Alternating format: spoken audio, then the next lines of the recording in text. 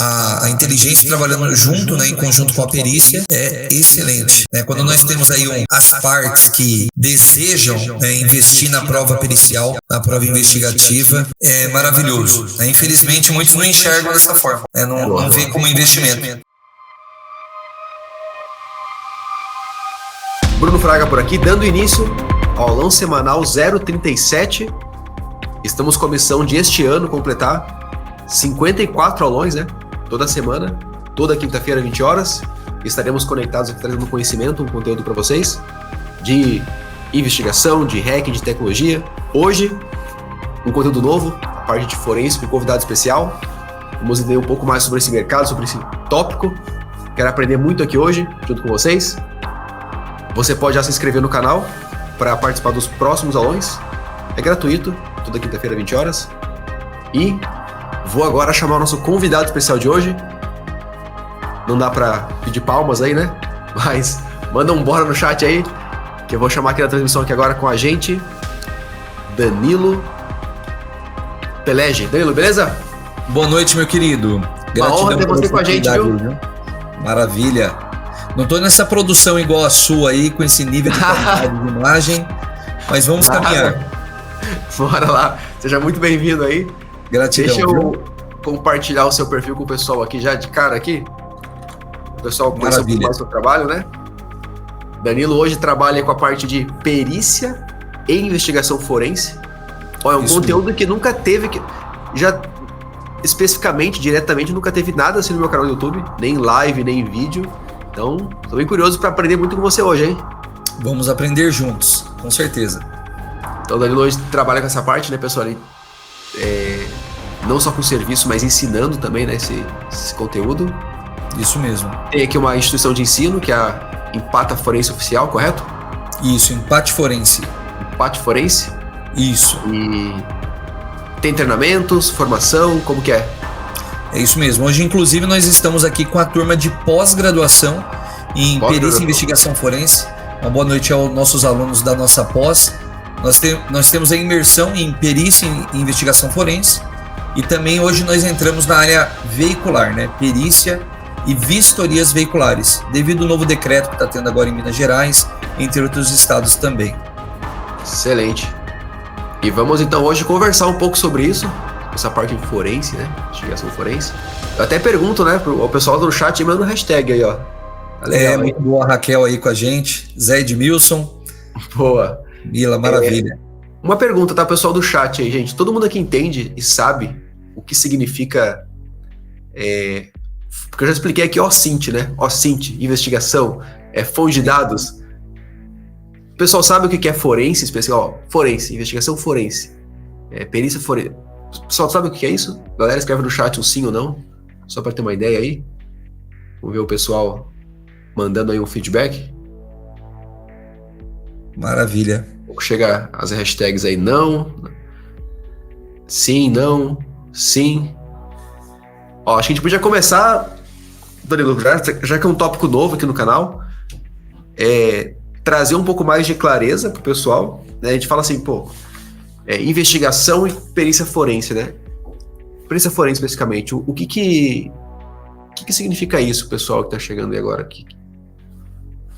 Me conta mais aí. Muitos perguntam para mim, Bruno, o pessoal fala, você é perito forense? Sim, sou perito forense.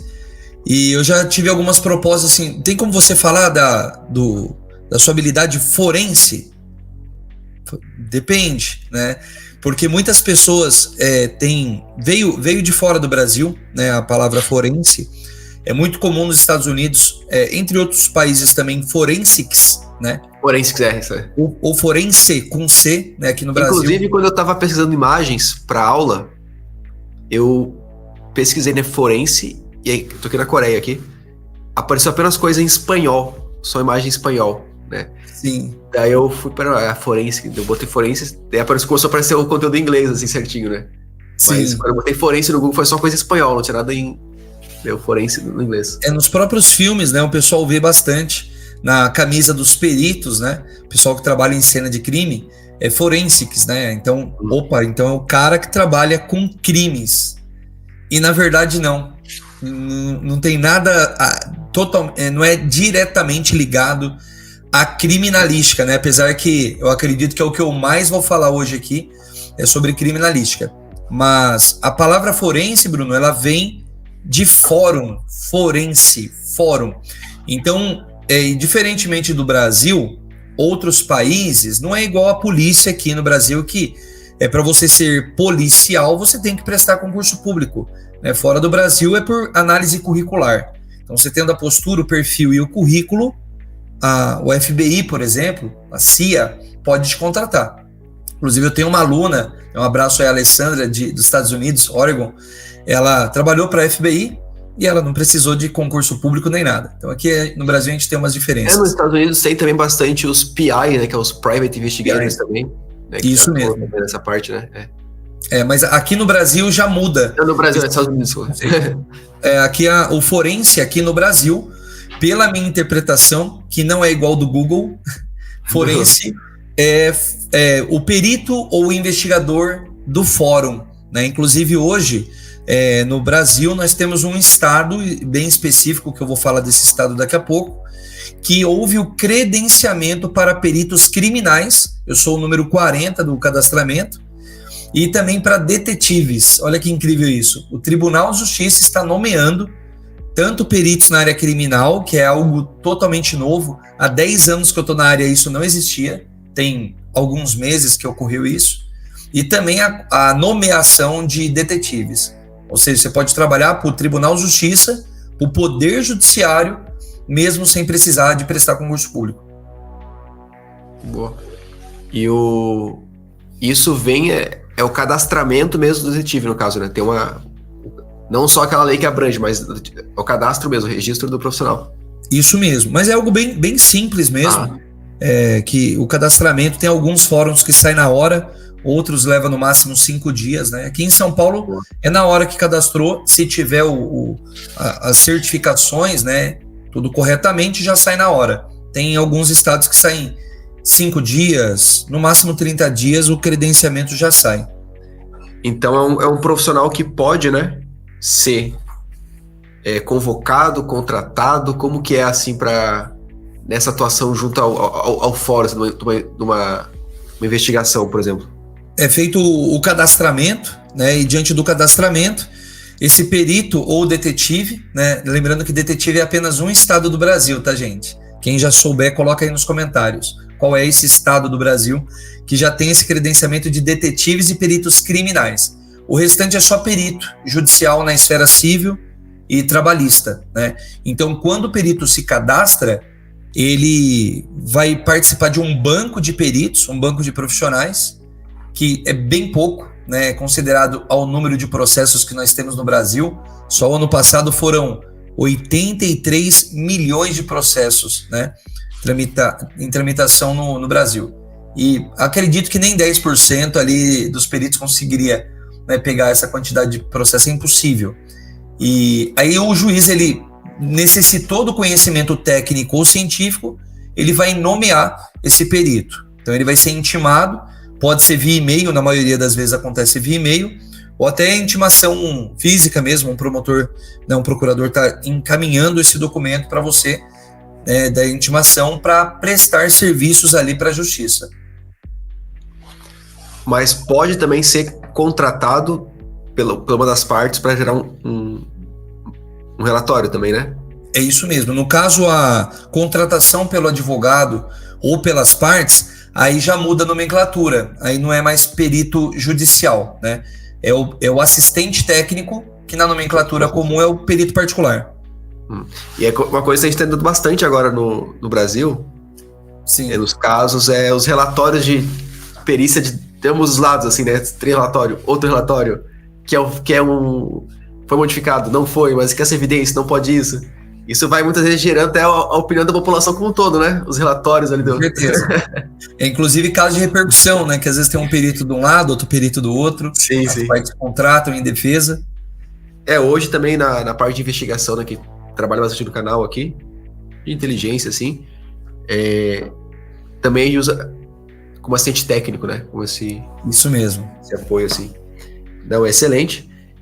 E tudo bem, entendemos aí um pouco da atuação. Inclusive, tá? Eu achei que era só o mercado de hacking que era difícil de definir o termo hacker. Agora estamos com um novo termo aí que estão vendo que o pessoal tem... define e usa de diferentes formas. Tem uma batalha aí para ter a definição, né? É isso mesmo. E... o Sérgio mandou aqui, ó. Perito forense, olhos do juiz. É isso mesmo. Sérgio Albanaz, acredito que é meu aluno, viu? Se não foi, é um nome bem parecido com um aluno meu. É os olhos do juiz, né? O perito judicial. Na verdade, Bruno, o pessoal utiliza, rotula, né? Perito da polícia é o perito criminal. Perito do juiz é perito judicial, né? Nós chamamos também de perito forense. E na verdade está tudo errado, porque na nomenclatura, pela legislação, né, fala o perito policial é perito oficial, né, pela Lei 11.690, artigo 159. E no caso o perito do juiz, né, que chamamos de perito judicial, também não usa o termo judicial, nem forense e nem criminal. No artigo 156 fala apenas a palavra perito. Então é diminutivo mesmo, só o perito já é suficiente para o juiz. E agora, quando se fala nesses seus olhos, né, o papel ali, né, ele pode, né,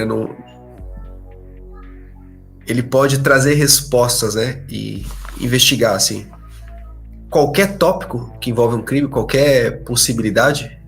Qualquer possibilidade. Hoje, nós, sendo um agente público, né, no momento da nomeação, nós tornamos um agente público e temos um título honorífico, né, que é o perito, no caso. Nós fazemos parte dos auxiliares da justiça, né, como vários profissionais são auxiliares da justiça, como os próprios advogados, né. Então, hoje a autonomia, segundo a legislação, ela é bem abrangente. Como o juiz, ele tem uma dúvida dos fatos, se realmente foi falsificado aquela mensagem, foi criptografado, né, ou aquela localização, se foi aquela localização a Herbs ou não, quem vai definir isso é o perito, porque o juiz ele não tem conhecimento técnico e nem científico. Como ele não pode ir no local dos fatos, ele nomeia um profissional, um perito, no caso, para ir até o local, fazer a diligência e levantar todas as provas necessárias, com total autonomia e poder. Perfeito. Então envolve qualquer tópico, assim, balística, acidente de trânsito, qualquer tipo de conteúdo, assim, pode ser levantado. Isso mesmo, né? Qualquer conteúdo. Dá exemplo de alguma especialidade que pode ter no perito, assim, Vamos lá, da minha atuação hoje é balística, né, principalmente armas de fogo, inclusive na área civil, não só na área criminal, mas na área civil, quando há um problema mecânico, quando a empresa, no caso, a fabricante, pode estar sendo processada, né, um acidente de trânsito, né, quando envolve danos também. Um dos últimos que nós fizemos, né, danos materiais, um celular que deu problema, e a pessoa ali entrou em processo contra a fabricante para informar que é a fabricante que fez um celular ruim. Então, o juiz determinou que nós coletamos esse celular, inclusive o Zé, que está aqui com a gente ao vivo, um abraço aí para o Zé Edmilson, ele que foi nomeado pelo empate forense, né, pelo fórum, através do empate, e abrimos o celular, analisamos, né, constatamos que ele entrou em contato com água e, obviamente, teve a corrosão, né, a qual nós detalhamos minuciosamente a corrosão. Mas tem diversas áreas da perícia. Eu já fiz perícias em roupas, perícias em veículos, acidente de trânsito, como dito, grafotécnica, que é uma das áreas que mais eu acredito que tem perícia no Brasil, para analisar assinaturas falsificadas, papiloscopia. Então, qualquer coisa que der problema, tiver alguma ação, algum sinistro, e que depender de conhecimento técnico ou científico, o juiz ele vai nomear um perito. Como que é essa busca, Danilo, por exemplo, né? Chegou para você um caso, acredito que na formação, né, quando você está nos seus estudos, tem uma base, né, os fundamentos, mas chegou um caso que é para analisar, por exemplo, uma assinatura, né, que é algo que não teve uma cadeira, não teve uma coisa específica daquele tópico, assim, né? Certo. Como que é a busca pelo conhecimento para fazer essa análise, assim, qual que é? Busca uma obra literária, busca um fundamento? Como que é essa busca, sabe, pelo conhecimento, fazer essa análise assim hoje? Tá inclusive na legislação que nós temos que realizar a perícia diante de metodologias científicas, né, que já sejam aceitas, mas eu enfrento esse problema aí porque, por exemplo, uma perícia que eu fiz numa arma de fogo, eu tinha que fazer a perícia no coldre, né, onde que nós colocamos a arma ali, o ar da arma para ser transportada. E não existia, né, no caso, metodologia científica para fazer uma perícia no coldre. E eu usei isso daqui, ó, tá até aqui do lado, uma tinta base água da minha filha, tá até aqui o nominho dela. Eu usei a tinta e cotonete para poder analisar se marcava o gatilho ou não. Então tive que criar uma metodologia inexistente. Na grafotécnica nós já temos diversas metodologias científicas para poder realizar uma análise minuciosa e saber se aquela assinatura foi falsificada ou não, se é uma assinatura paradigma ou se é uma assinatura realmente falsificada. Então e muitas vezes pode ser uma obra, por exemplo, tem muita coisa fora do país, né? Outro idioma que tem um fundamento que se traz para... Sim, no caso, em grafotécnica eu utilizo uma metodologia francesa e em papiloscopia também, metodologia francesa, Vucetich, mas muitas metodologias, né, aceitas nós temos no Brasil também, de alta qualidade. E como é o termo quando você vai fazer uma busca? Curiosidade, assim, aqui, por exemplo, sempre que eu preciso fazer uma investigação digital em alguma plataforma, eu tenho formas de buscar o conhecimento. Uma delas, muitas vezes, é botar no Google, por exemplo, o nome da plataforma e junta a palavra OSINT, ou técnica OSINT, PDF, plataforma OSINT. Como que é os termos que você busca, assim, para ter... tem que fazer uma análise, né, base científica sobre um acidente de trânsito, sobre uma arma. Como que é que você faz essa busca, assim, só pra gente ter uma ideia, assim, sabe? Infelizmente a gente não tem esse benefício do OSINT de colocar e ter uma facilidade de puxar todas as informações, então tem que ser minuciosa mesmo. Eu trabalho muito com livro, né? Eu sou um pouco antigo, então eu sempre tenho um livro do meu lado, né, para tá pegando como referência, livro físico mesmo, citando os autores, né, mas utilizo muito a internet mesmo para fazer buscas, né, materiais que estão ali disponíveis pela internet. Então eu utilizo o próprio termo mesmo, por exemplo, acidente de trânsito, grafotécnica, balística, né? Porém eu acredito que a área da perícia e até mesmo da investigação são áreas pouco exploradas, né? Hoje eu já fiz levantamentos e eu tenho certeza que mais de 99% da população não sabe da possibilidade profissional que tem de um juiz nomear um perito sem concurso público ou um advogado contratar. Por isso que muitas pessoas estão hoje presas inocentemente. Perfeito. E por exemplo, assim, né? Então, eu acredito que muito do conhecimento que você usa não é um conhecimento que tem uma referência ou conexão com perícia. É um fundamento de estudo que você pega aquela base científica e aplica e traz para esse cenário, né? Isso mesmo. Como, por exemplo, uma perícia na roupa que eu fiz de uma menina que chegou na delegacia e estava com uma saia curta, uma blusinha também curta, porém ela chegou com mais de 1 quilo de droga na delegacia. E o delegado teve dúvidas, né? Diante disso, o advogado da menina nos contratou para provar se era possível ela chegar com aquela quantidade de entorpecentes na delegacia, né? E diante disso nós provamos pela base, né, mínima técnica de costura, para falar sobre os pontos da costura que foi feito, né, se era positivo de incluir algo, né, diante daquela roupa mínima que tinha. Utilizo muito medição também, medições com régua, com fita, né, utilizando o mínimo investimento, às vezes a gente consegue provar os fatos diante do conhecimento técnico científico básico. E agora, quando nessa parte da atuação, assim, né, do trabalho, vamos falar assim a palavra produto final.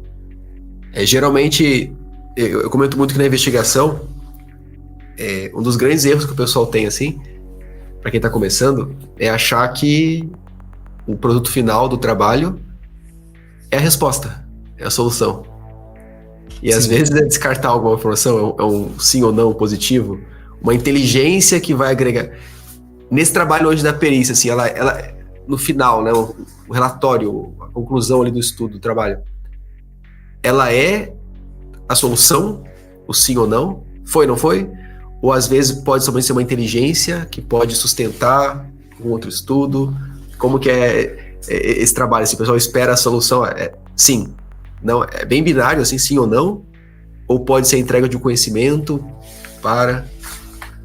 No caso, a perícia, eu costumo dizer que, né, no ensino básico da perícia, quando eu ensino para os meus alunos, eu falo que não existe o termo meio grávida. Se a sua namorada ou esposa falou, estou meia grávida, compra o enxoval. Então a perícia ou é ou não é, né? E não tem o eu acho ou é ou não é. Porém, eu já tive uma perícia que eu realizei em papiloscopia, coleta e análise de impressão digital. Apareceu uma impressão digital num contrato e o senhorzinho lá falou que a impressão digital, ele não era alfabetizado, então ele nasceu no polegar direito, e ele alegava que aquela impressão digital não era dele. O juiz me nomeou, eu fui coletar as impressões digitais dele para fazer o confronto com o documento. Porém, a impressão digital que foi coletada no documento pelos responsáveis do banco, ela estava em péssimas condições. Ou seja, eu coletei em alta qualidade, porém eu não tinha o documento, o paradigma, em alta qualidade para poder confrontar. Utilizamos todas as técnicas possíveis, convidei 20 profissionais para participar comigo e nós tivemos uma perícia, minha primeira perícia, inconclusiva, mas porque não tinha elemento suficiente para provar. Isso pode acontecer também com sangue. Mas pode ter também assim, né, a ideia de verdade ou não da resposta final, mas de elementos que compõem um caso, né? Isso mesmo. Pode ter tá, foi ele ou não foi, digamos, né? Não. Porém, olha só, não tem essa resposta, mas tem a resposta que o quê?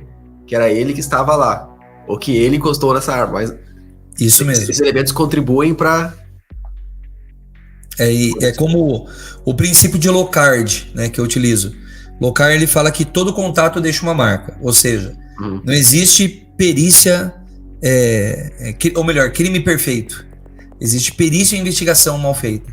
Exato. Porém, as provas elas são decompostas, elas vão se decompor, né? Quando nós falamos de prova material, né? Acredito que digital eu sou incompetente para afirmar, mas prova material, eu como químico eu posso falar que toda matéria ela se decompõe com o tempo, indiferente do que for. Agora, digital já é diferente, né? Agora, uma prova material como sangue, por exemplo, ele vai se decompor, né? Vai evaporar, vai perder componentes que vai dificultar uma análise pericial. Agora, na parte digital, nós temos, da mesma forma, né? Se você não preservar o vestígio digital, como, por exemplo, uma imagem de CFTV, que é o principal vestígio que eu costumo procurar quando eu vou fazer uma investigação em uma cena de crime, são as câmeras de CFTV. Aí chega no local, já transcreveu, passou por cima, né, e aí vai ter uma dificuldade gigantesca para conseguir puxar aquelas informações. Tem inclusive bastante perguntas sobre essa parte de dispositivos de armazenamento, mas eu vi que você trouxe um PDF aqui. O que tem nesse PDF aqui? Eu tô curioso, né? Que são um PDF aqui. É isso mesmo. O que a gente tem aqui? Aqui é a apresentação que eu vou estar fazendo aí para vocês, né, do empate forense. Hoje nós tivemos uma alteração no nosso CNPJ, então é empate forense treinamentos, perícias e investigações limitadas, né? Aqui um breve resumo, eu vou resumir, tá, gente? Quem quiser consultar, eu tô lá no LinkedIn também, né? Mas eu sou professor universitário hoje pela Faculdade de São Marcos, coordenador de curso, também da pós-graduação. Minha formação principal é Química e Perícia Criminal e Investigação Forense. Eu fui professor e coordenador do USP Escola, é um projeto que tem na USP de São Paulo. Sou perito judicial, na especialidade Química, Balística, Documentoscopia em geral também, e perito criminal pelo Tribunal de Justiça do Paraná. né, perito criminal em identificação e criminalístico. Eu também trabalho com investigação, não tanto cibernética, né? Estou aprendendo muito na área cibernética. E também sou perito do Tribunal de Justiça Militar, como assistente técnico de defesa dos policiais militares, principalmente do estado de São Paulo. Aqui alguns casos de repercussão que eu já participei, né, na televisão, na XN, entre outros. E aqui um pouquinho, né, do Empate Forense, onde nós já estamos hoje. Inclusive, quero mandar um abraço aí para o Silva Schingel, que está na Angola. É o primeiro perito angolano que nós temos aí no Empate Forense. É o Sabalo Salazar em Lisboa, todos que estão aí em Portugal também, Estados Unidos, Brasil, entre outros países também, que estão nos assistindo agora. É isso aqui onde nós temos representantes hoje. Aqui nossas principais atividades, né, que é perícia, investigação, cursos e treinamentos no geral. E aí nós entramos aqui no principal conceito, né, que eu vou estar explicando hoje, que é o artigo 158 do CPP, que é o Código do Processo Penal, né, um decreto aí desde 1941, que fala que quando a infração ela deixar vestígios, será indispensável o exame de corpo de delito, direto ou indireto, não podendo suprir a confissão do acusado. O que quer dizer isso, Bruno? Uma infração, todos nós somos infratores. Quando eu estou lá no escritório, né, agora eu estou em casa, mas quando eu estou em Alphaville, passa da meia-noite, eu cometo geralmente uma infração, que o farol vermelho fecha, tem algum estranho, eu acelero meu carro e tomo uma multa. Isso é uma infração, né? Então, toda infração, ela deixa vestígios, né? Não existe, como dito, o crime perfeito, né? O Dexter lá que consegue nunca ser pego, né? Sim, sim. Todo vestígio, ele pode ser material ou digital, mas sempre vai ficar. Então, essa infração, ela pode ser que vire algo criminoso depois. Diferentemente de eu furar um farol vermelho, porque eu tô com a minha família, e eu tenho que preservar a minha vida e a vida da minha família. Diferente de eu ver uma pessoa que eu não gosto, e eu aproveitar um farol vermelho ou verde e acelerar meu carro, né, e passar por cima dessa pessoa. Isso daí já caracteriza um crime. Então, diante disso, é indispensável o exame de corpo de delito. E quando nós falamos corpo de delito, não é o corpo de uma pessoa em si, mas sim um conjunto de elementos, o conjunto de vestígios que estão concentrados na cena de crime. E esse exame de corpo de delito, né, esse exame ele pode ser direto ou indireto, ou seja, pela polícia, diante da nomeação ali de um perito criminal policial, a força policial vai acionar o IC, o Instituto de Criminalística, ou a polícia técnica, dependendo de onde for. E esses peritos criminais, né, diante do artigo 159, eles vão até o local preservar, coletar e analisar os vestígios. Como também o advogado, ele tem autonomia para contratar um perito particular ou um detetive profissional, um investigador, para investigar a cena, né, e coletar todos os vestígios possíveis. E da criminalística, como está aqui no artigo 159, o perito criminal é o mais famoso hoje no Brasil, né? Em outros países também, o perito criminal, né? Acho que é só da polícia. Aí nós temos o ad hoc, ou ad hoc do latim, né, que está no parágrafo 1º do artigo 159, que o que acontece, Bruno? Aqui no Brasil, quando não tem um perito criminal, né, ou seja, não tem um instituto de criminalística, ou até mesmo que tenha, só que tá cheio de trabalhos, ele não vai dar conta. O delegado de polícia, ele tem o poder de convidar até 2 pessoas idôneas, portadoras do diploma de curso superior, ou que tiver habilitação técnica para realizar a perícia. E essa nomeação é instantânea, na hora, diante da confiança, né, que o delegado... Isso acontece bastante, ou esse tipo de nomeação? É muito raro, viu? É muito raro. Tem uma dúvida, você comentou ali, né, uma hora que as pessoas que conheço trabalham com essa parte de como perita, eu vejo que tem bastante isso, que é convidar uma outra pessoa para compor, né, esse convite e tal. Você comentou, com 20 pessoas que me ajudaram, ele continua você o único perito responsável, ou todo mundo que contribui precisa, digamos, no processo, tem assistente técnico. Sim. Mas você atua já como assistente técnico, ou como perito, e outras pessoas contribuem com você. Faz parte do seu trabalho, são registrados, precisam... Como que é essa parte de... Todos vão ser cadastrados, inclusive, se tiver um perito do outro lado, né, um perito judicial, e ele vê, mas espera aí, eu tinha um documento só com o nome do Danilo. Aí tem 5 pessoas aqui, quem são eles? O que eles estão fazendo aqui? Acontece isso. Então hoje, quando eu vou fazer um trabalho que eu tenho que levar pessoas, eu já incluo no processo, eu faço uma petição com nome, CPF e e-mail de cada um, para que eles tenham autonomia. O juiz ele pode impugnar isso, né? Ele pode barrar, falando, não precisa de tudo isso, é desnecessário, já aconteceu isso. Mas a maioria autoriza. O ADOC, né, como eu estou falando, ele está do lado do CPP, do lado esquerdo da tela, que é o Código do Processo Penal. Então é quando nós falamos de crimes. E aí nós temos no 4º parágrafo o assistente técnico. Só que se você falar para a pessoa, você pode me contratar como assistente técnico, ela vai pensar que você é um auxiliar, um assistente, é um nome diminutivo para muitas pessoas aqui, né? Então, assistente não é um nome comum. Então nós utilizamos perito particular, né? E se falar perito forense, eles vão achar que você é um policial ou que você é um perito judicial, que seja. Mas é um perito particular contratado pelo advogado ou diretamente pelas partes. É isso falando da criminalística em si.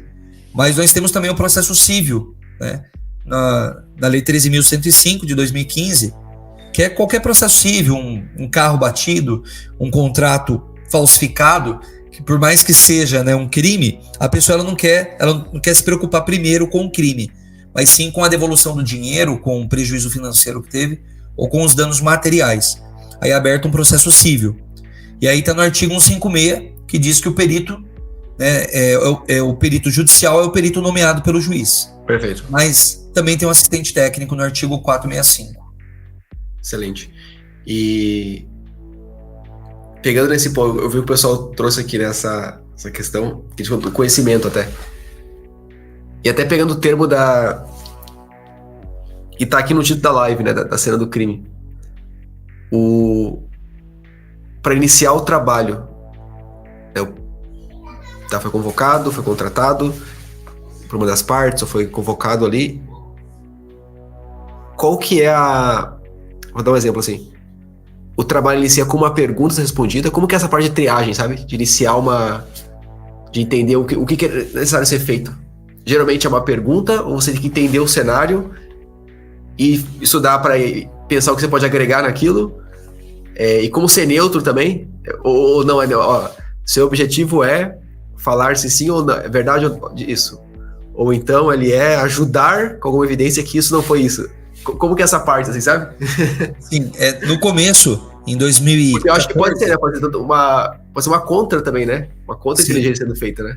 Isso mesmo, uma contra-inteligência. No caso, quando eu comecei, eu delimitava muito essa parte do conhecimento pericial. Então eu não queria se preocupar com o processo, no geral. Então é a caneca que deu problema.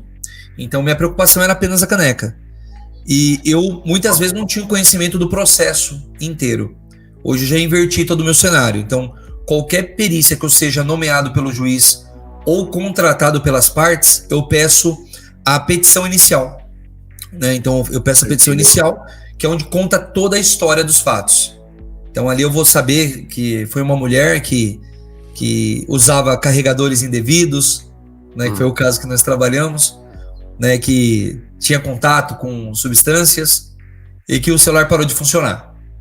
E ela fez um relatório, levou para fabricante, foi feito um relatório, já veio um relatório técnico falando que o mesmo estava fora da garantia e estava sendo utilizado indevidamente.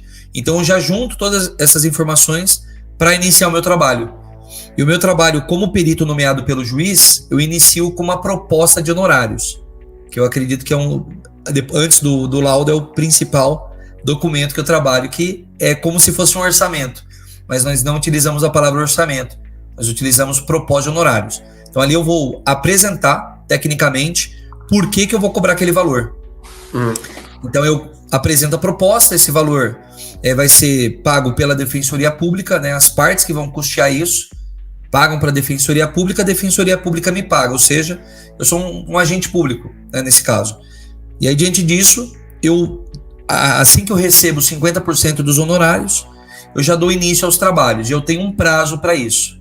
Se for pelo CPC, né, uma perícia civil, eu vou estar em dias úteis, né, no caso, tendo 30 dias para fazer o meu laudo por mais que seja 20 dias pela lei, eu sempre peço 30 para ter mais tempo. Agora, se é pelo CPC, pelo CPP, que é o Código do Processo Penal, eu vou ter 20 dias corridos, né, após a entrega do laudo da polícia, o laudo oficial. Então é uma corrida contra o tempo. Então muitas vezes não é um tempo hábil que nós temos ali, às vezes de 3 meses, 4 meses, para levantar todos os vestígios e evidências para apresentar. Mas quando você tem uma petição inicial, né, tem um caso ali em mãos, ele, digamos, pode ter vários elementos no caso, você pode fazer um estudo ali, né? Isso mesmo.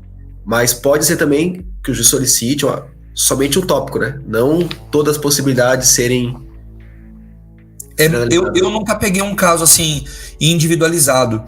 Quando eu pego, por exemplo, é uma assinatura, né, uma assinatura falsificada, supostamente falsificada, nós vamos analisar todo o contexto.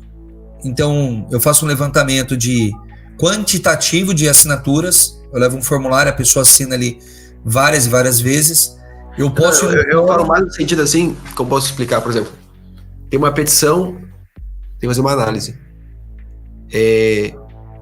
Tem um caso que tem vários elementos, tem assinatura, só que também tem uma outra coisa que você vê técnica, que Perfeito. Pode ser feito pode contribuir no conhecimento daquela ação. Sim, foi o caso da digital que eu comentei anteriormente agora, que eu coletei a digital, mas ela não tinha qualidade, mas a assinatura da filha dele tinha. Só que não era objeto da perícia. Tem autonomia também para poder analisar outros tópicos assim e gerar um relatório? Tá, entendi. Eu já sabia que a assinatura era da filha dele, mas eu não podia, né, bater nisso porque a solicitação não foi análise da assinatura, foi análise papiloscópica, né? E diante disso, ele deu bom para ele. Por mais que a assinatura era da filha, eu recomendei para o juiz solicitar a perícia na assinatura, mas... Você pode recomendar, então, assim, Eu posso recomendar. Tá, entendi. Era mais essa questão que eu falei, se tem uma petição, por exemplo, você viu um caso aí, né? Mas já se vários outros tópicos. Você pode, do nada, começar a gerar um relatório, esse também, mas eu vou fazer esse também. É focar mesmo no que na pergunta mesmo. Inicial, assim, né? Na criminalística é bem comum quando, por exemplo, nós estamos defendendo uma pessoa por exemplo, homicídio, né? Uma legítima defesa. E a outra parte, ela quer bater que, na verdade, ele atropelou uma outra pessoa. Era disparo de arma de fogo, só que teve um atropelamento, né, na mesma semana, por exemplo, e querer mostrar que ele é uma pessoa agressiva, mas não faz parte do processo, não é elemento da perícia, né? Então não é. E um perito contratado por uma parte, como se fosse privado, assim, ele pode também ter um ponto estratégico de, por exemplo, eu preciso encontrar na outra parte, para a própria defesa, um erro, né, no discurso deles aqui, na petição deles. Ou então, pontos de questionamento. Ou eu preciso encontrar, esse aqui é o caso, eu preciso que você me ajude a encontrar alguma inconsistência da outra parte. Isso também pode ser feito também no trabalho, assim, né? Ter essa... buscar inconsistência. Tá, perfeito. Praticamente, no meu ponto de vista, tudo que o perito nomeado do juiz ele está fazendo, o assistente técnico ele pode acompanhar também. E o perito judicial apresentando o laudo, o assistente técnico ele... Eu falo isso porque a gente vê muito, né, no casos recentes, assim, que ambos os lados... Isso é mais na parte privada, assim, né, que entrega um relatório à população, às vezes, né, que você vê que ambos os relatórios, eles são técnicos, mas na visão do interesse de ambos os lados, sabe? Então a gente fica numa questão assim, tá, eu vou pegar um item nesse caso que favorece essa pessoa, então, vou explorar esse estudo técnico. Daí o outro lá, a outra parte, não, mas peraí, mas tem um outro buraco da outra parte que eu vou usar ela para trazer forças para essa parte, né? Então, é uma coisa que acontece nessa... É isso mesmo. Ontem mesmo nós tivemos uma solicitação de contratação, né, para tentar provar que o pai estava abusando o filho, por exemplo. Só que quando nós fazemos uma análise prévia, percebemos que não tem prova nenhuma, não tem relato nenhum, não tem nada para poder provar. Então, às vezes a pessoa ela quer, né, desculpa do termo, ferrar com a outra. Sim, exatamente.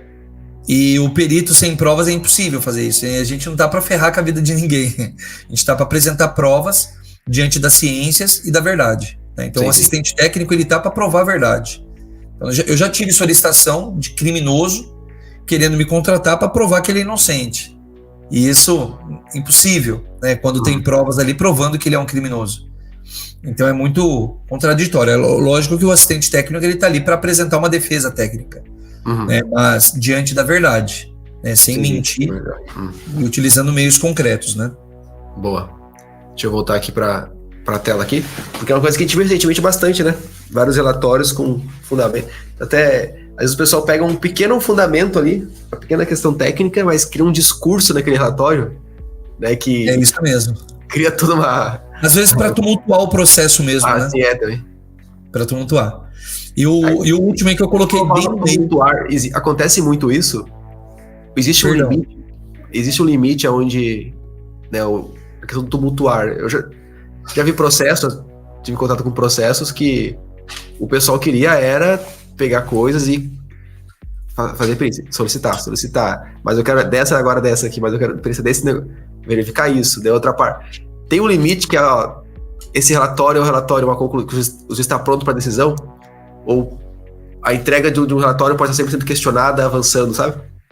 Sim.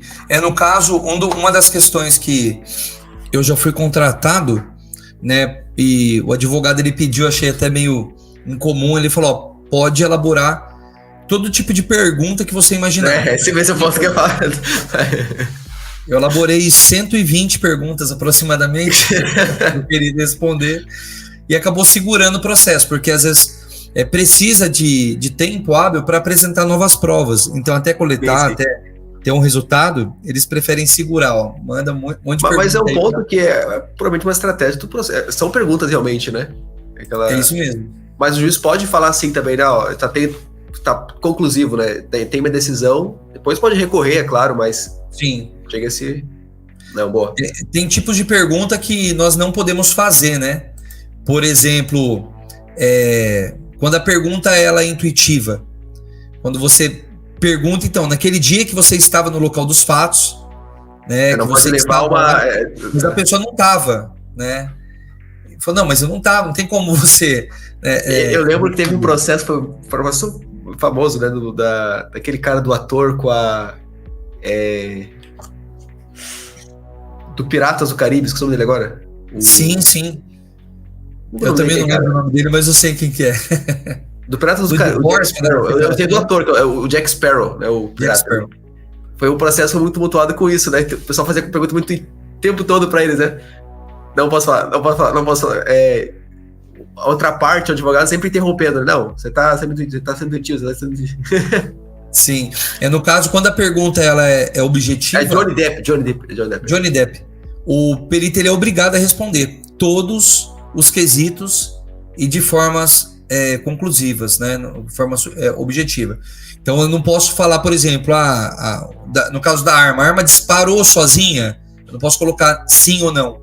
Tem que colocar sim porque houve falha no mecanismo. Então, sim, tem que responder e explicar. Boa. Aqui no caso nós temos o Tribunal de Justiça do Paraná, né, que é o primeiro tribunal aí que está tendo agora o credenciamento de peritos criminais, né? No caso está aqui, ó, até ampliei um pouco para ficar mais fácil.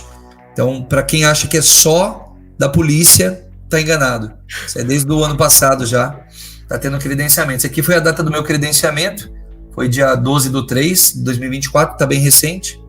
Então, eu me cadastrei como perito em identificação e perito criminalístico, né? Eu tô com 4 credenciais aqui também, eu tenho de químico e detetive, né? Caso tiver a necessidade. E aqui é o Tribunal de Justiça do Estado de São Paulo. O Estado de São Paulo não tem a área criminalística, da identificação e nem de detetive. Apenas área civil comum, né? Então eu tô cadastrado aqui no caso como químico, balístico, grafotécnica, documentoscopia, papiloscopia, entre outras questões, né? E diante disso nós temos a diferença do perito e do investigador, né? Todo mundo pensa que é tudo a mesma coisa, tudo igual, e são profissionais que trabalham junto, podem trabalhar juntos ou individualmente, mas eu acredito que o trabalho em conjunto é excepcional.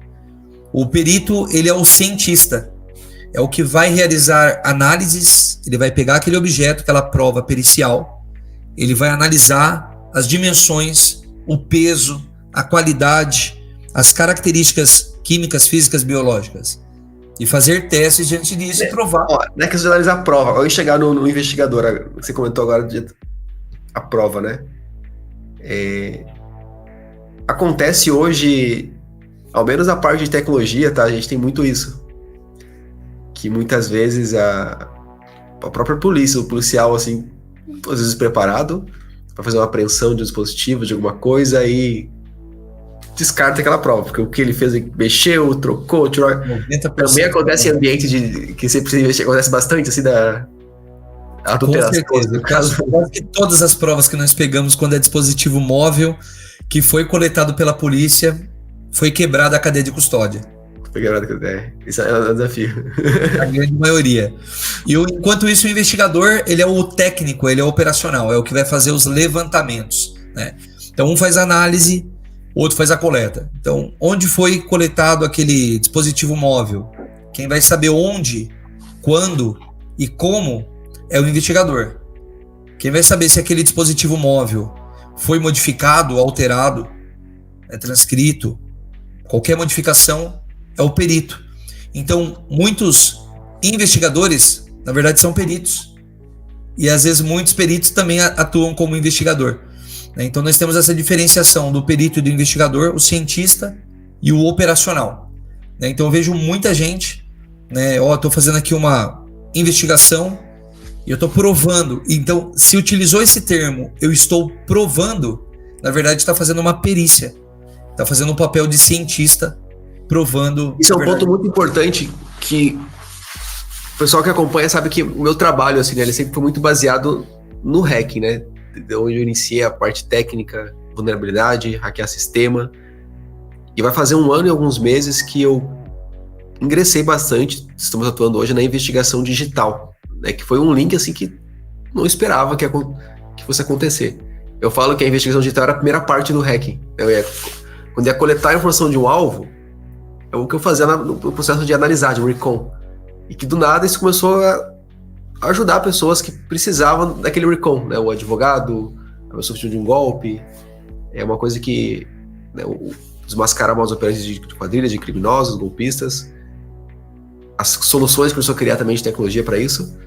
Só que para mim foi muito recente, assim, né? Foi há 1 ano e alguma coisa que eu comecei assim nessa área do conhecimento, e eu lembro que eu comecei a ver vários termos, né? Quando eu iniciei. E um deles veio também a descoberta da cadeia de custódia, né? Cadeia de custódia, evidência, a parte judicial.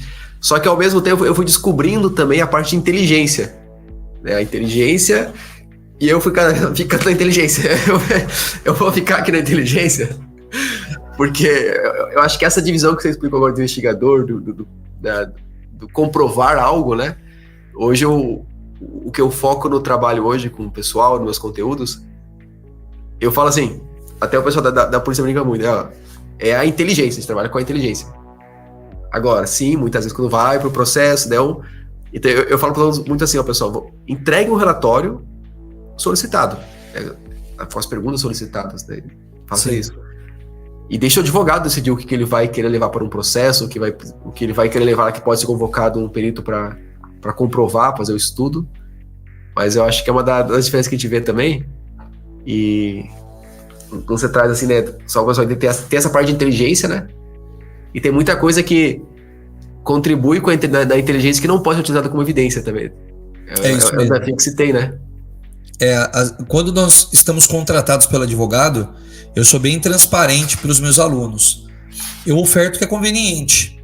Eu não sou obrigado a colocar tudo, literalmente tudo, num relatório técnico, num parecer técnico, no caso, quando eu sou contratado pelo advogado. Então o advogado ele vai decidir o que vai estar e o que não vai estar. Eu não posso mentir. Eu não posso... E eu faço muita live, Dani, que eu falo pra você. Tem muitas lives que eu faço, assim, que... Porque, cara, hoje tem uma grande problemática no Brasil, por exemplo, que são, cara, vazamento de dados, vulnerabilidades, sistemas ali expostos. Só que é um dado, uma informação à disposição, pode ser uma inteligência investigativa. Perfeito. E muito advogado, quando chega na live hoje, nos conteúdos de investigação, fala assim: frutos envenenados, que eu não posso usar isso aí. Mas eu falo, não, mas isso aqui é inteligência. Não é que você vai pegar isso aqui, uma informação, vai botar no processo e falar que é isso. Isso pode conectar. E até pergunta na parte de perícia, mesmo sendo uma coisa assim científica, né? Que precisa ali ser comprovada. A inteligência, né, muitas vezes, ela contribui para chegar até um elemento que vai ser feito uma informação de inteligência, ela pode contribuir para guiar até um ponto que vai comprovar algo assim? Com certeza. Também no caso, a inteligência trabalhando junto, né, em conjunto com a perícia, é excelente. Né? Quando nós temos aí as partes que desejam, né, investir na prova pericial, na prova investigativa, é maravilhoso. Né? Infelizmente, muitos não enxergam dessa forma. Né? Não vê como investimento. Excelente. Aqui nós temos o princípio da criminalística, né? Segundo Edmundo Locard, que é a observação, que aí pega o princípio de Locard, todo contato ele deixa uma marca, a descrição, que é o resultado da perícia, que deve ser descrito de forma clara, objetiva, fundamentada. Esse passo a passo se encaixa na cena de um crime. Chegou no caso, assim? Isso mesmo. Qualquer... Tá. Seja o local, já vou até comentar disso, seja o local físico ou a cena de crime, ela pode ser um local digital, sim. Na nuvem, né, uma internet, é uma cena de crime. Aí, diante disso, tem que ser feita análise, né, utilizando uma metodologia científica, realizar uma interpretação, individualizando cada vestígio, e depois realizar uma documentação. Então, se é um perito, seja policial ou nomeado pelo juiz, ele vai elaborar um laudo. A nomenclatura correta é laudo. Se é um perito contratado pelos advogados, no caso assistente técnico, ele vai elaborar um parecer técnico. E se for um investigador, ele vai apresentar um relatório técnico. Então, tem o princípio da documentação, que tem que ser também diante de uma história cronológica, institucional do material periciado. E aí nós temos aqui o exame de corpo de delito, né, da cadeia de custódia. Inclusive eu vi alguns nos comentários do Instagram, acredito que até advogado perguntando se íamos falar da cadeia de custódia. Se até sobre a cadeia de custódia. Isso mesmo. E na parte pericial hoje ela é crucial. Né? Então nós temos aí no artigo 158A, que considera... Já falo para você, tá? Do online hoje, cara, cadeia de custódia, armazenar vídeo. Muitas vezes tem ferramentas hoje que a gente instala aqui no navegador que vai extrair os dados, vai salvar a página, a integridade dela, com os metadados. Isso. Agora eu fico imaginando no ambiente de um crime offline, digital, e cuidado, não encosta assim. É isso mesmo. A cadeia de custódia, ela tá ali para preservar o vestígio, né? É uma metodologia científica de procedimentos para manter e documentar a história cronológica, né, do vestígio, desde o momento da coleta até o seu descarte, né? E o início da cadeia de custódia, ele começa com a preservação, né, da cena de crime, né, com um procedimento policial ou pericial, né, qual seja detectada a existência do vestígio. Ou seja... E quem que pode, Danilo, fazer o isolamento? Uma dúvida, tá? Quando a gente vê aquela fita, né, que separa uma... Fita zebrada. Quem que define isso, por exemplo? É a polícia naquele momento? É o perito da polícia? É o juiz que solicita? É você na hora que acontece? Qualquer pessoa pode fazer isso? Como o primeiro que deparar ali com a cena, ele tem a obrigação de preservar o local até o seu rendimento ou até a finalização da perícia, do exame. Então, no caso, se a maioria das vezes aqui na minha região, não é a polícia militar, é a guarda municipal, que é a primeira a chegar no local dos fatos, que é a polícia municipal agora, né, chamada. Então, como mas acontece quando chega para tentar resolver aquele fato, mas isso aqui começa a interagir, meio que... Ou pega o giz, né, separa ali onde tem os projéteis, ou pega o pendrive na mão, opa, tá aqui um pendrive que eu encontrei. Deixa eu ver aqui. Se eu tentar ter autonomia é um problema às vezes, né? O que tem que fazer é quando tem um corpo humano, no caso, ou animal, analisar se ele está em vida ou não. Isso o policial ele tem a obrigação de fazer. Está sem vida, mantém o corpo do jeito que está, ou vestígio. chama a Polícia Civil, no caso, delegado de polícia, né? Isso já vai ter que estar preservado no local. O guarda municipal... Mas também com um certo cuidado, digamos, tem um corpo, o cara tá com um revólver na mão, o cara vai estar vivo, o pulso, daí tira a mão da arma do cara para ver o pulso. Tem que tomar um cuidado também para não... É isso mesmo, tirou a arma, por exemplo, para ver o pulso. É quando tá armado, a primeira ação ali é ver se tá sem vida ou não, mas... né, preservando a sua própria vida. Sim. Ou seja, tirando a arma ali, mas deixando no mesmo lado. Isso, o perito chegando no local, ele vai perceber, né? Opa, a arma tá aqui do lado, foi tirada da mão, estava na mão ou não estava, e o policial ele vai ter que justificar isso. Né? Porque a primeira coisa a chegar no local é a fixação do vestígio. É fotos, perfeito. Né? Então, nós temos aqui... as câmeras corporais ajudam bastante no trabalho, né? Isso mesmo. Não, perfeito.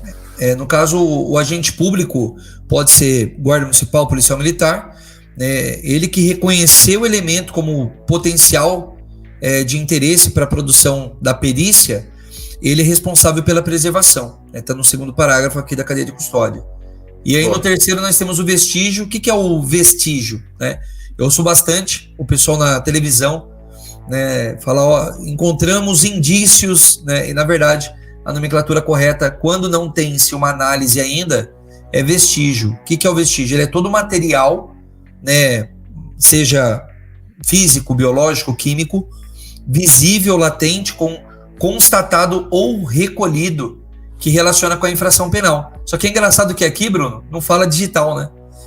É todo material visível, latente, ou seja, digital, às vezes você não vai ter uma visibilidade total, né, dos fatos. Latente vai ter, que é a impressão digital, por exemplo, né, DNA, você sempre encontra, mas e o digital? E o IP, e o log. Da localização, né? Sim, tem um celular, mas esquece que o celular ele tem um outro vestígio, que é a Herbs, né, por exemplo. E muitos esquecem desse principal vestígio aí, que é um dos que eu trabalho hoje. Tá um pouquinho ruim essa minha imagem, percebi aqui, principalmente o amarelo, né? Mas esse amarelo aí, nós temos o verdinho, que é o verdadeiro, o vermelho é o forjado e o amarelo é ilusório. Se alguém for anotar aí, tá um pouquinho ruim aqui para mim, mas é ilusório, tá, o vestígio. O que é o vestígio ilusório? Vê uma bituca de cigarro, por exemplo, e falou, opa, é uma bituca de cigarro, é do criminoso ou é da vítima? E às vezes é o próprio policial que chegou fumando no local, ele vai deixar a bituca lá no local. Nós temos, como por exemplo também, o criminoso, ele vai analisar a cena, o criminoso, opa, tem a cena aqui, já cometi o crime, e o cara, ele fuma o cigarro Y.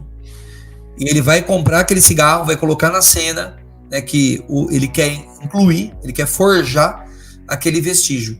Como acontece no meio digital também, né? Inclusão de dados, imagens, informações digitais num dispositivo móvel, por exemplo, né? Colocar fotos lá que não estava, sim. Colocar imagens, mensagens, ou até trocar as mensagens. O próprio Instagram faz isso, né? O WhatsApp, você consegue editar. Você manda lá uma ameaça, quando a pessoa lê, você pega e muda a mensagem.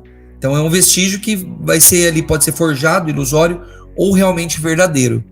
E hoje, no meio digital, tem equipamentos, sistemas e programas para isso, né?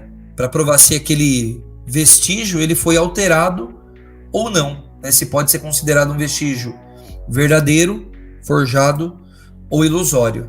E aqui é o passo a passo da cadeia de custódia. E assim, é chato falar, mas eu participei há 2 semanas de uma audiência criminal, eu como perito, contratado pelas partes, e eu elaborei quesitos, né, perguntas para os policiais, peritos policiais federais, responder. Eram 3 policiais e os 3 não sabiam responder o que era a cadeia de custódia. Então muitas pessoas pensam assim, porque é pericial, é policial da Polícia Federal, vai saber tudo, é o mestre do conhecimento. E na verdade, a maioria não sabe, né? A cadeia de custódia, ela é separada para o rastreamento do vestígio, né? Pelo reconhecimento, isolamento, fixação, coleta, acondicionamento, transporte, recebimento, processamento, armazenamento e descarte. Então, por exemplo, a fixação, né? do vestígio, que está no terceiro parágrafo aqui, artigo 158b, é o que? Essa fixação, é a fotografia, né? Então, conforme é encontrado o vestígio no local, né, do crime, no corpo de delito, a exposição do exame, né, ele tem que ser ilustrada por fotografias, filmagens, croquis, né, que são desenhos.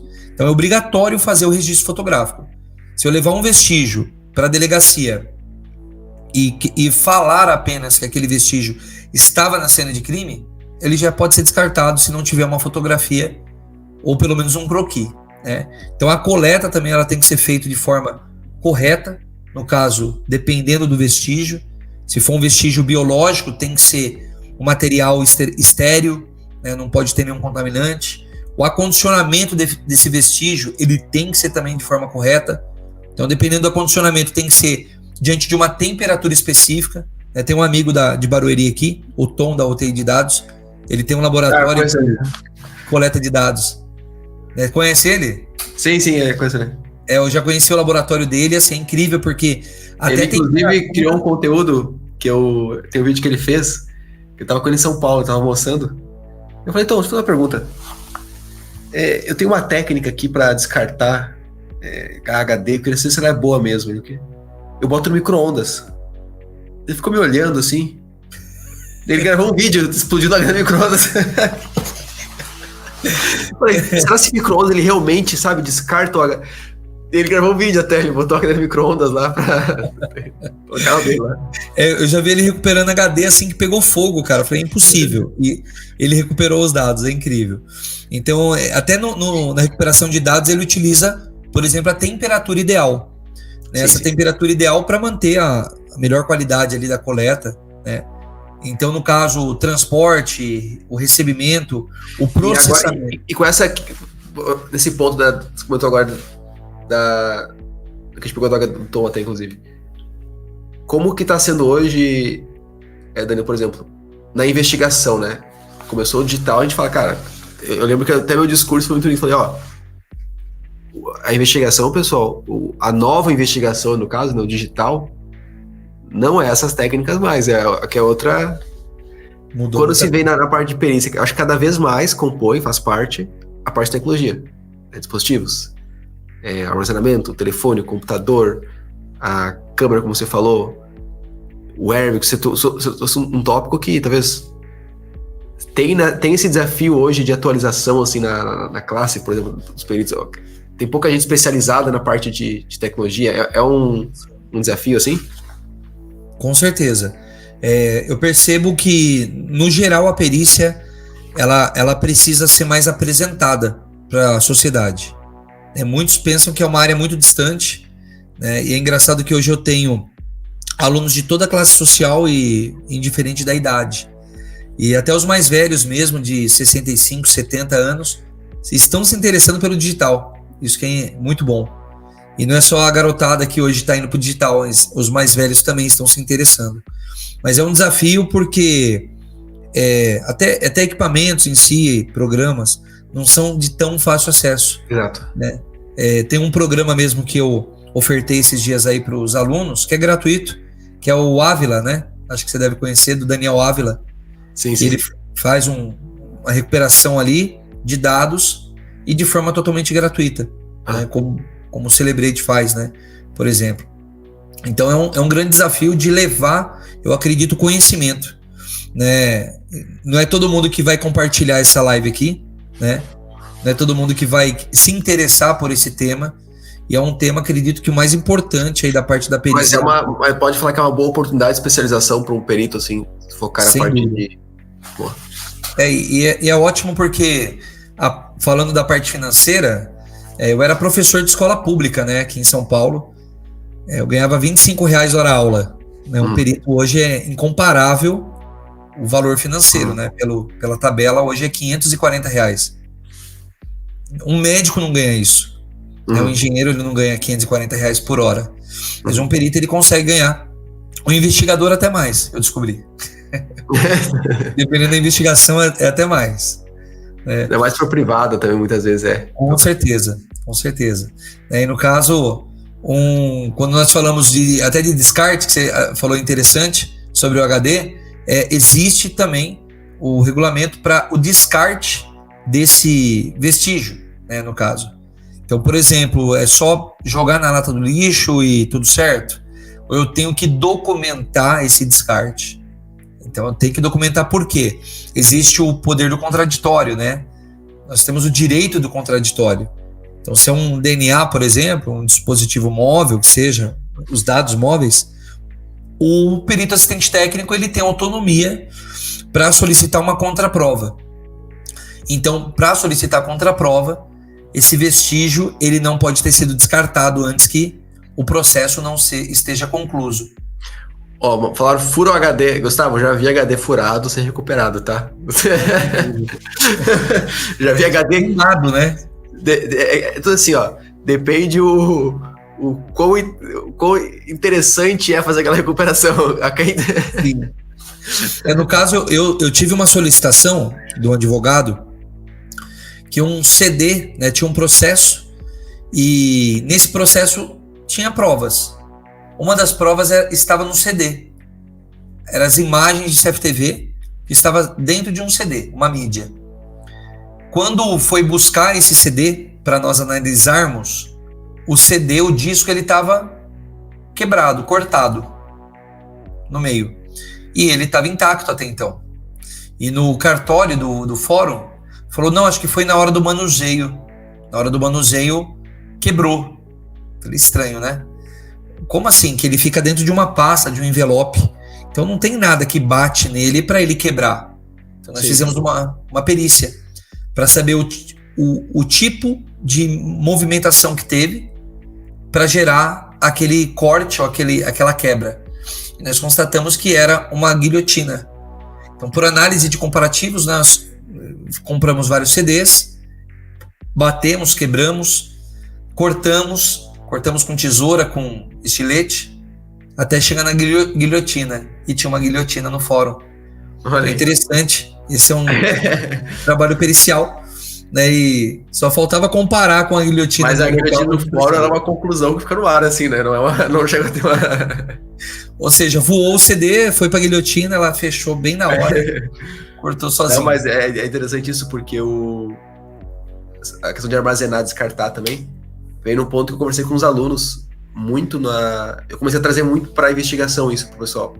Eu falei, pessoal, a gente como investigador aqui, diferente de um advogado ou de jornalista, a gente não tem sigilo da fonte. E eu vi que meus alunos, cada vez mais, a gente estava com a comunidade ali investigando crimes, né, em canais ali de comunicação, tudo, e um trabalho até que meio voluntário, assim, né, mascarar. Tem um trabalho muito forte que a Carla faz também no Discord com o pessoal, os criminosos no Discord e tudo. E eu lembro que eu falei, só que o pessoal, a gente não tem, né, o sigilo da fonte. E muitas vezes na investigação a gente pega várias, vídeo, imagem, material. Eu sempre falo pro pessoal, gente, é uma obrigação do investigador hoje criptografar tudo. Você não pode nada vazar da sua máquina da investigação.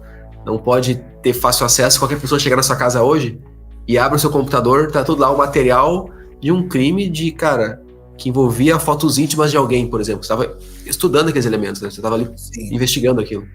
Daí eu falo, segurança operacional. Eu acho que o objetivo na investigação que eu tenho com os alunos é, criptografa tudo. No hacking também. Testando um sistema. Contratado, achar uma falha. Daqui a pouco você achou uma falha. Você tem que cuidar da preservação daquilo. Você não pode deixar aquela falha. A informação daquela falha da empresa em texto puro no seu computador, no bloco de notas. Então o que a gente tem muito, assim, o que eu faço com os alunos, né? Como eu falei, vocês não são advogado, né? O jornalista não tem sigilo da fonte. Se alguém chegar no seu computador, tiver material, como você vai explicar que você está investigando? Como você vai... Então, criptografa, segurança operacional. Na parte de perícia, acho que você entra muito sobre preservar o material que você está trabalhando, né? Sim, é importante porque, inclusive, hoje nós temos a LGPD, né? A Lei Geral de Proteção de Dados. E se você deixar ali sua vida vulnerável, sua vida profissional, podem invadir seus equipamentos ali e estragar todas as provas periciais que você tem, às vezes de um caso milionário, né? Como nós tivemos aí um caso de perícia da Lojas Americanas, né? Não sei se você chegou a ver esse caso aqui no Brasil. Foram 25 milhões o valor da perícia. O valor da perícia, imagina dos danos, né? Quanto foi aquele da tabela do Excel, né? Que teve o valor do... Isso mesmo. Mas o ponto que agora você pegou do perito, acontece... Eu sempre entreguei relatório de inteligência, né, para o advogado, para o contrato feito. Às vezes que meu relatório virou, que eu precisei entregar como evidência, que será utilizado, eu usei algumas ferramentas que tem no Brasil hoje que ajudam a registrar a evidência. E eu lembro que uma delas, tô falando de dados pessoais, foi assinado meu usuário como registro de evidência. Meu CPF, o Bruno Fraga, que registrou a evidência. Eu falei, cara, tá meu nome assim diretamente nesse processo. Era um processo administrativo, cara, de polícia ainda. Um policial fora da corporação, que foi dar uns tiros, estava sendo investigado, e eu fui lá, coletei as evidências. Eu falei, cara, e como que é hoje, né? O perito, ele assina, né, o relatório, né? Sim, tem que assinar o relatório. Tem muito relatório. a ameaça ao perito, acontece bastante. Olha, graças a Deus, eu nunca tive nenhuma ameaça. Né? Inclusive dos casos mais complexos que eu já trabalhei. Então, eu costumo falar para os meus alunos que a ética ela é muito importante. Né? Então, quando nós trabalhamos do lado da verdade, né, indiferente que seja um policial, um bandido, uma pessoa comum, você trabalhando com a verdade, né, eu acredito que isso nunca vai acontecer. Teve já gente tentando atrapalhar o nosso trabalho, isso aí é comum. Mas de ameaça, não. No caso, eu tenho uma forma também de me precaver aqui no Brasil, né? Então eu tenho minha arma de fogo, meu porte de arma, porque qualquer dúvida, e treinando sempre, né, de preferência, porque a gente que acaba sendo, você também uma pessoa exposta, né? Aqui no Brasil não é lá essas coisas de segurança, você sabe muito bem. Então nós temos que andar sempre... bastante, né? Às vezes o pessoal fica bravo com o perito. Pô, o cara que comprou... Deve acontecer bastante essa... Eu fiquei curioso, assim, né? Como que é essa questão de... Porque ele assina, né, diretamente, né? A pessoa tem acesso a quem fez a... E na assinatura tem o CNPJ ou... E já existe algum caso do perito poder ter um sigilo ou não? Tipo assim, não... Devido ao caso... Ou o perito da polícia especificamente, não vai assim... Ou é sempre assim? É sempre quando é nomeado pelo juiz, o perito ele tem que assinar digitalmente. Então ele deixa o principal rastro dele ali, que é o CPF. Eu sempre assino como pessoa jurídica hoje, né? Então ali vai estar o endereço comercial nosso, tudo. Já que hoje é fácil encontrar, né? Por isso que eu não deixo meu endereço exposto assim na mídia, para preservar minha segurança também, da minha família. Mas eu, graças a Deus, nunca tive problema, nem diferente dos casos aí. Mas é um desafio que a gente tem, né? Porque a gente às vezes contribui, né? Com os criminais, com policiais, mas a gente não é da polícia, né? A gente não é... A nossa proteção, o nosso trabalho é uma coisa que a gente sempre tem que estar analisando bem isso, né? No caso, eu trabalho bastante para a polícia, né? Para a polícia militar, principalmente em defesa de policiais militares. Então, eu sempre estou em conjunto com eles trabalhando. Então, acaba dificultando ali alguém que queira causar prejuízos para nós, né? Aqui nós temos uma cena de crime, né?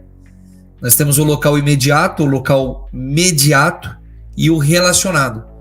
E muitos pensam que o relacionado, por exemplo, pode ser a internet.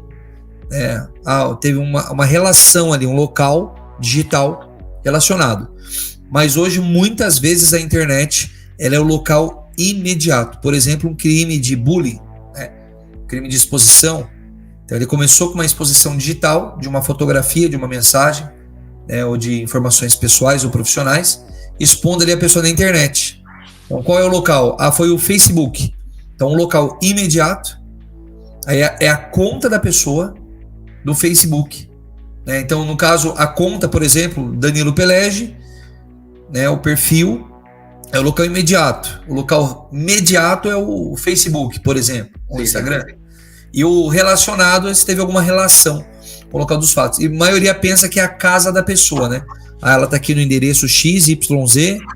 Então esse é o local imediato, é a casa do suspeito. E na verdade não. O local ele é digital. Então pode ser o local imediato que teve ali vestígios de sangue, saliva, biológicos, materiais, o que seja, como pode ser vestígios cibernéticos, né? E nós temos a redondeza do local, que é o local imediato. Na internet nós podemos dividir assim também. Não existe uma delimitação por lei. Por exemplo, se é o local físico, local imediato é 500 metros. Não existe isso. Então quem vai delimitar isso é o próprio perito no local dos fatos, né? O local imediato, que é a maior concentração de vestígios, mediato, onde pode ter também vestígios, e relacionado é um local que tem vestígios e que tem uma relação. Eu vou pegar o caso da Matsunaga, né? Foram vários locais relacionados. Então foi um pedaço do corpo em cada local que ela deixou. Então eram vários locais relacionados que nós tínhamos ali. Excelente. Só um ponto aqui, agora que eu vi o... Calma aí, peraí. Não é assim, não. O cara perguntou que hora vai acabar a aula? Meia-noite, não. Calma, pessoal, está no final. Quem foi que escreveu aqui? Peraí. Dei risada aqui no comentário. Calma aí. Aqui, ó. O Antônio Terra perguntou que, quantas horas vai durar a aula? Daí o Zé Edmilson. Vai acabar provavelmente umas 9h50 da manhã. Está no último slide aí já, pessoal. Tá? Eu acho que acabando, a gente vai ter que continuar esse tópico, Danilo. A gente vai ter que voltar um outro conteúdo aí, viu? Vamos ter que estender esse com certeza material. Qualquer coisa eu vou dar parando aqui nesse slide aqui, que é o princípio da transferência, né? Que nós falamos de novo de Locard. Eu falo bastante de Locard, Bruno, porque ele é o pai da perícia, né? Não da criminalística. A criminalística está aqui, o Hans Cross, né? Eu recomendo esse livro aqui, que é o guia prático para instrução. Deixa eu gerar um print dele. Dos processos criminais. Deixa eu colocar ele aqui do lado. Boa. Aqui. Eu tô tô buscando bastante material para me conectar mais. Boa. Hans Cross. É da Millennium, né? Nós trabalhamos aí divulgação da Millennium, que hoje eu tenho acho que uns 20, 30 livros da Millennium aí. É uma editora muito boa. Massa. Que nós temos. E o Edmundo Locard, ele é o pai da perícia, no caso, né? É o Sherlock Holmes francês, né? Uhum. Nós temos ele aí como o pai da perícia, e que ele utilizou esse princípio: todo contato deixa uma marca. Então o criminoso, ele sempre terá uma relação com a vítima e sempre vai ter uma relação com o local dos fatos. E diante disso, há o princípio da transferência do vestígio, como dito, seja biológico, material, cibernético. Então essa transferência que vai ter uma relação do criminoso, que vai deixar esse vestígio no local dos fatos, e que esse vestígio também pode ter uma relação com a vítima. Por exemplo, o local dos fatos é a internet, ou o criminoso que tentou invadir o celular, a rede social da vítima. Então vai ter esse registro do vestígio digital do criminoso no celular ou na rede social da vítima, e vai gerar um registro também no local dos fatos, seja ele físico ou seja ele cibernético. E é importante, né, a gente saber disso, dessa parte da transferência, como transferência de dados pode acontecer também. E aí nós temos todo o processamento dos vestígios diante da cadeia de custódia. Vou passar aqui já para o último, deixando meu contato aí para a galera que quiser conhecer nossa filial em Belo Horizonte, Minas Gerais. O contato agora é assim, ó. Agora é a missão aqui, ó. Quem quer o PDF da aula de presente, a gente tem marcação no Instagram. A pessoa tem que tirar print, tem que marcar os 2 arroba. Com certeza. Vamos ver o quê? Ó, pessoal, 20 marcações no Instagram hoje, né? Tira um print da tela e faz uma... Vamos fazer uma... O pessoal faz um stories aí, ó. Dá um... Pode tirar um print da tela aí, pessoal. Tira um print da tela aí. 20 marcações no Instagram. Né? Marca o arroba do Danilo. Qual que é o seu arroba? Danilo Pelege Oficial. Deixa eu pegar aqui, ó. P-L-E-J-E. Vou escrever aqui embaixo aqui pra vocês, ó. 20 marcações. A gente libera pra eles aí uma... Você libera no seu Instagram pra eles lá o material, tá? Com certeza. Faz anotações. Vou deixar separado aqui o PDF. A galera marcando aí com intensidade. Vamos mandar de presente. Vou mandar pra vocês aqui no chat, pessoal. Tá aí escrito Opa, o meu Instagram não é mais esse, calma aí que eu mudei. É Bruno Fraga X. Agora foi. Calma aí, tá na tela aí. Ó, Danilo, falar pra você, viu? Eu hoje aqui nessa aula, cara, fui um aluno do começo ao fim aprendendo. E, cara, muito obrigado, tipo, me ajudou muito, todo o conhecimento, né? Aprendi muita coisa hoje. E ao mesmo tempo, eu tava aqui analisando tudo, vendo, e eu fico falando, cara, toda essa estrutura, quando você fala a parte digital, eu vejo um grande desafio de atualização disso, tá ligado? Sabe? Com certeza. Desde a transmissão, desde a parte do local. Eu até vi que eu acho que muitos fundamentos tem esse desafio de se atualizar pro agora, né? Para os crimes. Quando a gente fala de um crime totalmente digital, por exemplo, o cara que vazou um dado, fez alguma coisa num servidor que não tinha registro, que pagou uma criptomoeda, que chegou numa. É um grande desafio investigativo, sabe? E eu vejo que a investigação entra muito ali. Mas ainda não tem tanto a ideia de comprovar aquilo, né? A parte da capacidade do corpo de estudos de forense para chegar lá e falar, não, isso aqui foi difícil acesso ao conteúdo, à informação. Mas eu acho que vai ser a gente tem que conversar bastante com você. Tem muita coisa legal aí nos próximos passos, cara. Vai ser muito massa. Com certeza. É um desafio que eu tenho aí, que acredito que não é um desafio, é uma meta, né, que eu tenho, de abrir o primeiro laboratório de análises forenses profissionais, né? Porque no Brasil nós só temos da polícia, né? Então, se um advogado ele quer contratar uma análise pericial, tem a academia de forense digital, né, do Renan Cavalheiro, um grande parceiro aí, o Daniel Ávila, tem o Tom da UTI de dados também de recuperação, né, mas eu acredito que há necessidade de um laboratório, né, de análises forenses num termo geral. Também democratizar para as pessoas que elas podem contar com isso também, sabe, para se defender. Pô, o que a gente tem hoje, como eu tô só a palavra pessoa presa injustamente. Cara, tem gente que aí nem sabe que poderia ter uma análise para tentar defender ela, sabe? Fora o... É uma coisa... Quando eu fiz o levantamento, foram 99% das pessoas entrevistadas não sabe da existência do perito particular, da legislação. Quando um cliente me contrata, um cliente leigo, ele pergunta, mas você pode fazer isso? Você pode analisar isso? Como a investigação que nós fomos contratados ontem. Mas você pode acompanhar, né, ele no local que ele for, você pode coletar informações, né, dados, né, as pessoas não sabem dessa possibilidade que nós temos hoje.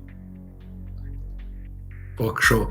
Não, mas vamos conversar bastante, fazer um bom trabalho aí, porque dá para ajudar muito o pessoal. Cara, parabéns pelo conhecimento, pela experiência. É muito bom ver uma pessoa que conversa e fala com muita experiência, né? Tudo que traz à tona, assim, é caso, a experiência que fez, que fazer. Parabéns mesmo, foi uma honra você também, Danilo. Aprendi muito, muito grato. E eu acho que é isso aí, bora pra cima. Somos eternos aprendizes, né? Estamos aprendendo todos os dias. Com certeza, aprendo muito com os seus conteúdos aí também, viu? Tô te acompanhando bastante. Boa. E parabéns aí pelo sucesso. Eu acredito que é apenas o princípio. É uma missão que você tem, que eu tenho também, de levar conteúdo gratuito, né? Foram mais de 400 pessoas, pelo que eu estava vendo ali no celular, acompanhando hoje ao vivo. Quase 600 uma hora, tinha 500 e poucas ali, viu? Tipo, pessoal. Oh, maravilha, muito bom. E é importante isso porque nós não estamos aqui para vender nada, né? Vender curso, vender perícia ou vender investigação. Nós estamos para compartilhar conhecimento e mostrar essa possibilidade das pessoas de se tornar peritos, investigadores, né? Sem necessidade de uma burocracia complexa que nem nós temos e podendo ajudar as pessoas, né, diante do nosso trabalho. Isso é muito importante. Gratidão, viu, Bruno, pela oportunidade. Danilo, muito obrigado. E, pessoal, agradeço demais a participação de todos. Teve 2 superchats agora que eu vi aqui. Eu esqueço de clicar aqui, desculpa, tá? O Nilson mandou aqui. Quem já assistiu o seriado americano que se chama Forensic Files? Forensic Files. Nunca assisti, eu já vi fotos deles, takes. Eu gosto muito tem agora, sempre o nome do CIA, do documentário como é que é o nome daquele documentário? Aquele que tem esqueci o termo agora, que é tipo da CIA, investigação. NCI, não. Esqueci o termo. NCI, acho que é NCI. Acho que é NCI. Muito que bom. Tem a versão digital agora, que teve recentemente. Que era investigação de crimes digitais. Perfeito. Moeda, é muito legal o material lá. Eu tô acompanhando bastante. É um canal aí no YouTube que tá bem interessante, que é Investigação Criminal. Tem um cara lá, Bruno Fraga, que eu já vi lá. Recomendo pra galera aí. Vai ter o digital agora, cara. Vai ser o digital, a cara tá com um projeto sensacional lá, viu? Maravilha. O Bruno, antes da gente finalizar, só pra minha galera saber. Oi? Só pra minha galera saber, o pessoal que tá te acompanhando agora, tá?